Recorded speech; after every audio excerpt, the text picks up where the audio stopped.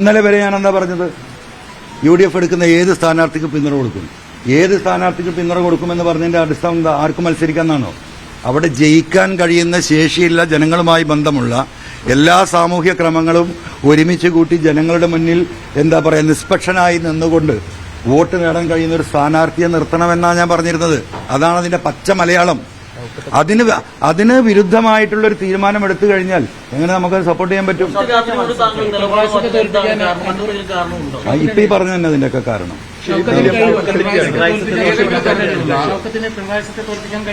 പിണറായി സത്തെ എങ്ങനെ തോൽപ്പിക്കാൻ കഴിയുക ഷൗക്കത്തിന്? നിങ്ങൾ ഷൗക്കത്തിന്റെ ഫേസ്ബുക്ക് ഒന്ന് എടുത്തു നോക്കൂ. ഈ കഴിഞ്ഞ 2 വർഷക്കാലത്തിനിടക്ക് CPM-നെതിരെയോ ഈ ഗവൺമെന്റിനെതിരെയോ ഒരു വരി എഴുതിയതായിട്ട് നിങ്ങൾക്ക് കാണാൻ കഴിയുമോ? ഒരു വരി എഴുതിയതായിട്ട് കാണാൻ പറ്റുമോ? ഈ ഗവൺമെന്റിനെതിരെ ഒരു വരി എഴുതിയായിട്ട് കാണാൻ പറ്റുമോ? CPM-ഉമായിട്ട് ഈ ഗവൺമെന്റിനെ എവിടെയെങ്കിലും ഒന്ന് വിമർശിച്ചതായിട്ട് നിങ്ങൾക്ക് കാണാൻ പറ്റുമോ? കാണാൻ പറ്റില്ലല്ലോ. നല്ല സൗഹൃദത്തിലാണ്. ദേശാഭിമാനിയുടെ സാംസ്കാരിക സദസ്സിലെ എന്താ പറയാ കേരളത്തിൽ വിളിക്കപ്പെടുന്ന അവർക്ക് ഇഷ്ടപ്പെട്ട ഒരു എന്താ പറയാ വലതുപക്ഷത്തെ ഒരു ഇടതുപക്ഷവാദിയാണ് അദ്ദേഹം. അങ്ങനെ നിൽക്കുന്ന ഒരാൾ ഈ പിണറായി സത്തിനെതിരെ എങ്ങനെ സംസാരിക്കുക? ഈ തെരഞ്ഞെടുപ്പ് ഗോതയിൽ ഒരു വാക്ക് നിങ്ങൾക്ക് കേൾക്കാൻ കഴിയില്ല. വളരെ ഗുരുതരമായ ഒരു ആരോപണം ഈ ഘട്ടത്തിൽ താങ്കൾ ഉന്നയിക്കുന്നുണ്ട്. 3 മാസം മുമ്പ് CPM-ഉമായി ഒരു ചർച്ച നടത്തി അവരുടെ സ്ഥാനാർത്ഥിയാകാൻ തയ്യാറായ മനസ്സോടെ നിന്ന ഒരാളാണ് എന്ന് പറയുന്നുണ്ട്.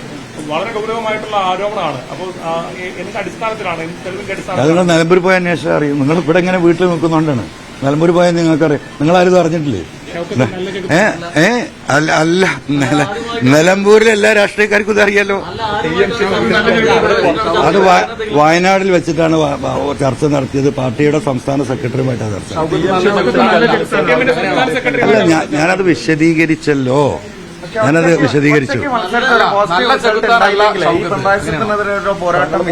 എങ്ങനെ ഒറ്റയ്ക്ക് മത്സരിച്ചൊരു പോസിറ്റീവ് റിസൾട്ട് ഉണ്ടായില്ലെങ്കിൽ ഈ പറയുന്ന താങ്കളുടെ ആശയം വിജയിക്കും, അത് പരാജയപ്പെടും. അല്ല, നമുക്ക് ആലോചിക്കാന്നേ, നമുക്ക് ആലോചിക്കാം.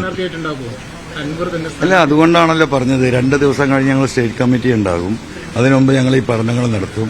നിലമ്പൂരിന്റെ പൊളിറ്റിക്കൽ പൾസ് എന്നാൽ കൃത്യമായി റീഡ് ചെയ്യും. അതിനുശേഷം തീരുമാനം ഉണ്ടാവും. ആര് പറയുന്നത്? അല്ല, അതൊക്കെ നമ്മൾ ചർച്ച ചെയ്ത് തീരുമാനിക്കും.